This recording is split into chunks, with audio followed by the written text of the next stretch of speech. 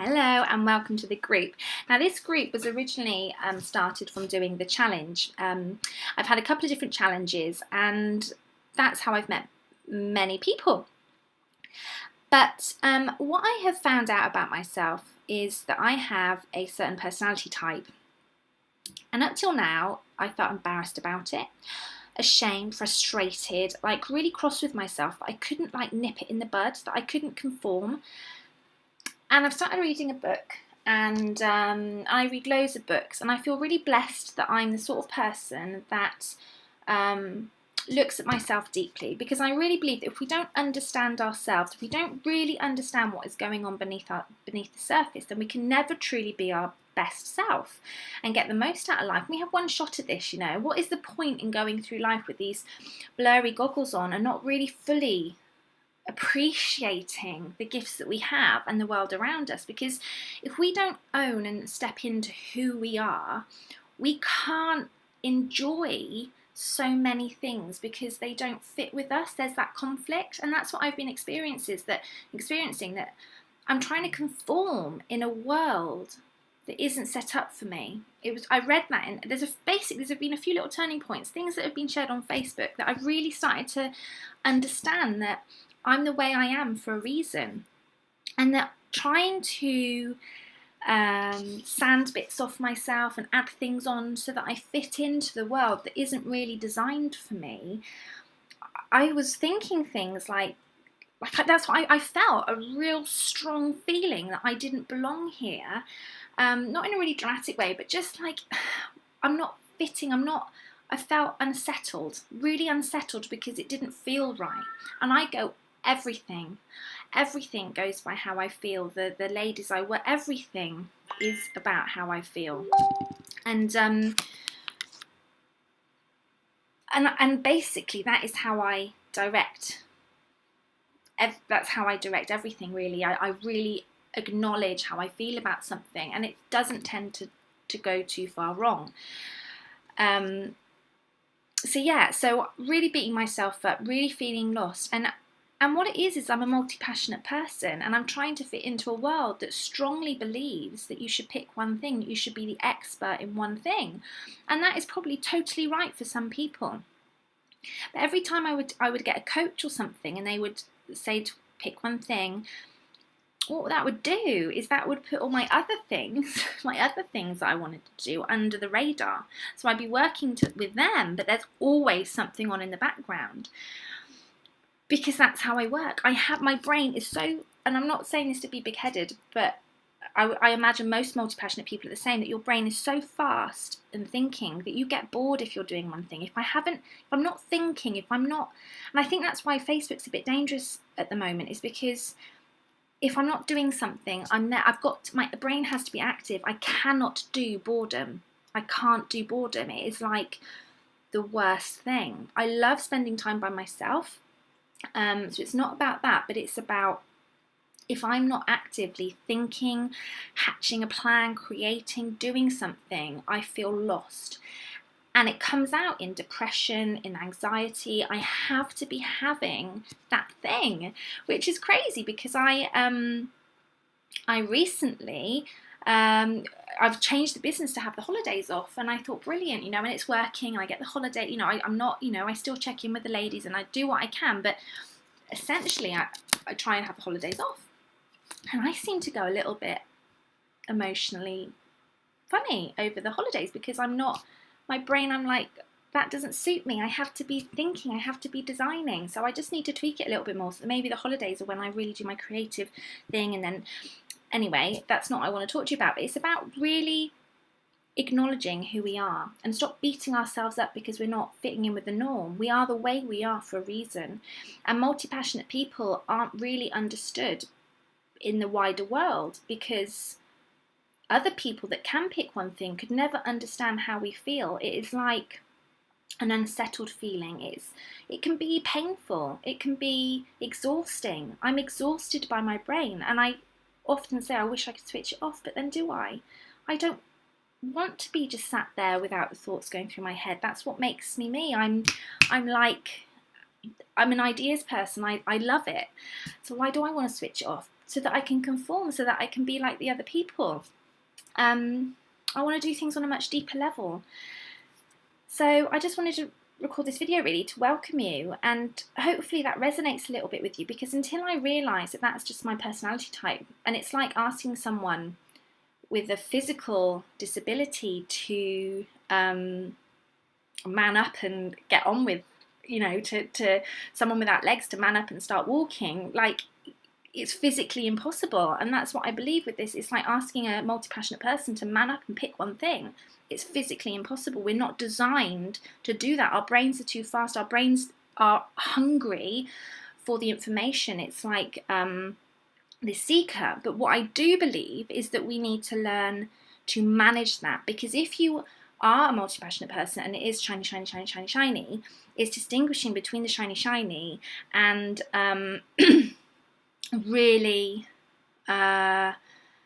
channeling that gift to create the success in your life. Okay, so if you are of that type that you're just all over the place, you're like a scattergun approach, then it's not going to do you well. But if you can channel it into a system and a process and a flow, then there is no limit.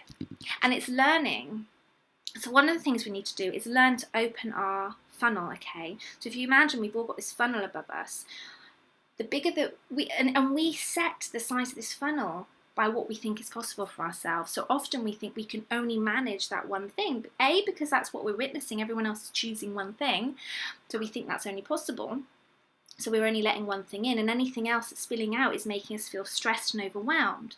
But if we can get to a place where we can open, and that we know that we can handle all these things, but we can do that because we've got this funnel that processes it all in a really strategic way, so that we know we're capturing all our ideas, but we're just processing the ones that are important then, and everything's managed.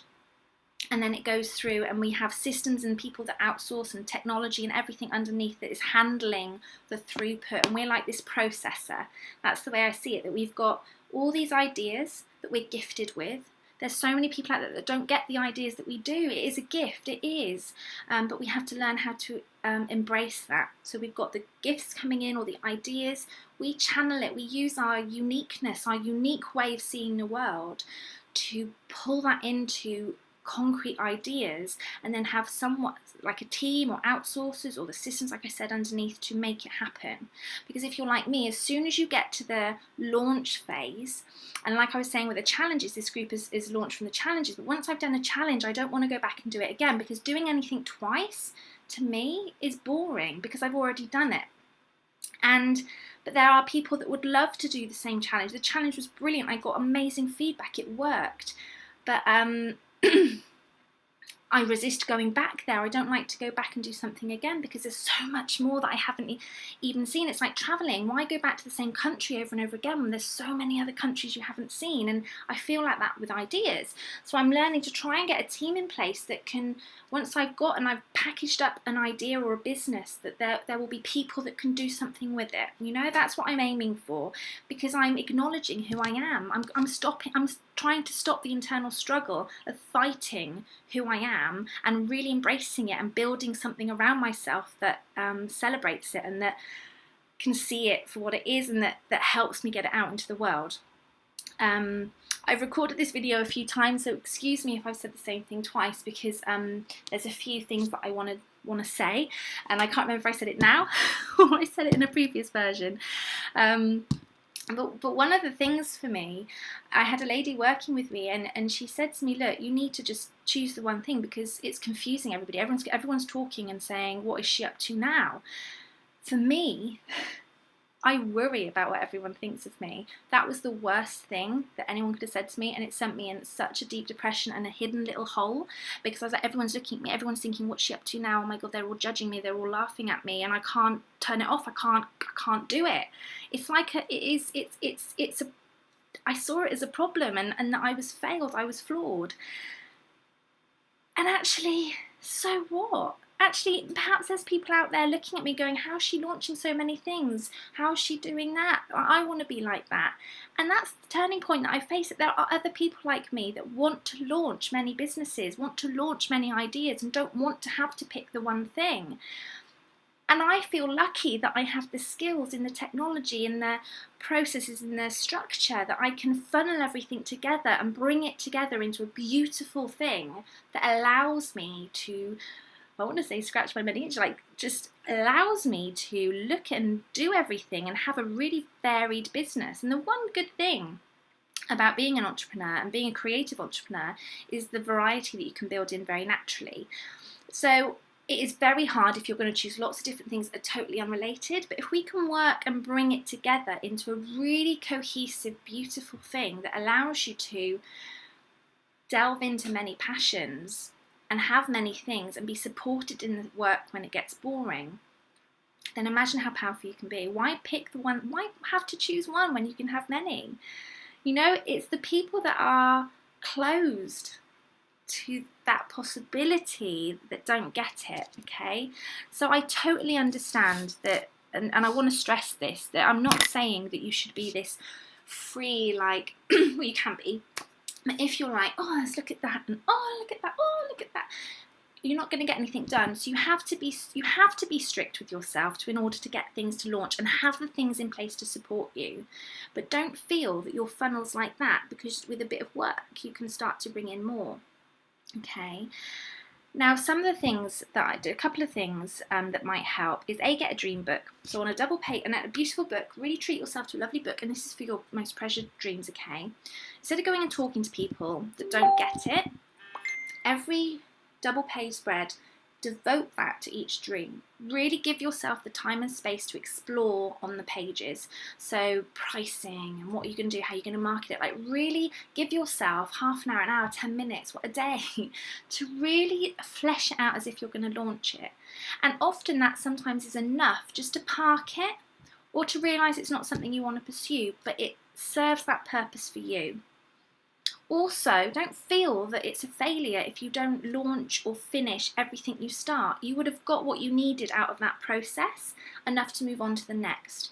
So whilst a lot of people you've got to finish everything, don't beat yourself up if you don't finish. If you don't finish anything, you know, and you need to earn the money, then obviously you need to have a little bit of coaching around just getting something so you've got some money coming in.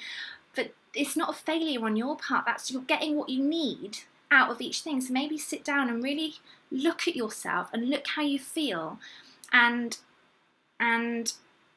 just try and look in a very deeper level at what that's giving you, what that's making you feel. So when you're in that process of launching something or bringing something, creating something, designing something, and then it stops and you finish, what is that making you feel when you're in that process of like creating, when you're having all the energy and all the excitement?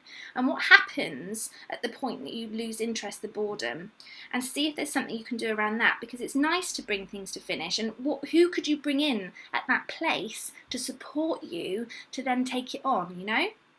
Or maybe it's okay. Maybe it's that you're going to teach people that thing. Maybe you're going to do something, you know, you're getting what you need. Everything happens for a reason. And I think we're trying to keep crowbarring ourselves into the norm.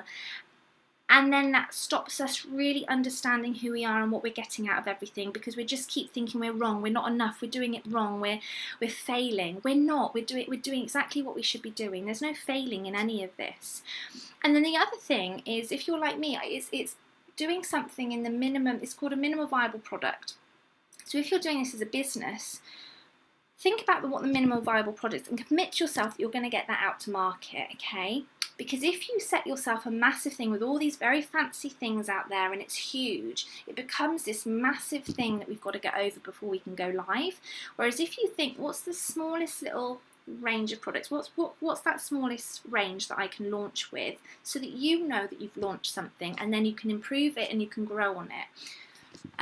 So I think those three things at the moment. I'll share more as I'm delving into this multi-passionate personality of mine, because I'm hoping that this group makes a shift and be full of people with multi-passions that want to share those gifts, want to share them, want to encourage others, and together we can find a way of really harnessing this gift together, of being a creative entrepreneur with many passions, and feeling confident that we can follow our hearts and not beat ourselves up because we are flaky or butterfly brain or anything like that, that we are just following our path that was set out for us. We were chosen if you believe in that, to have this amazing gift. And by trying to squish it into a paper bag and put it out of the way so no one sees it, we're denying ourselves and the world of those gifts.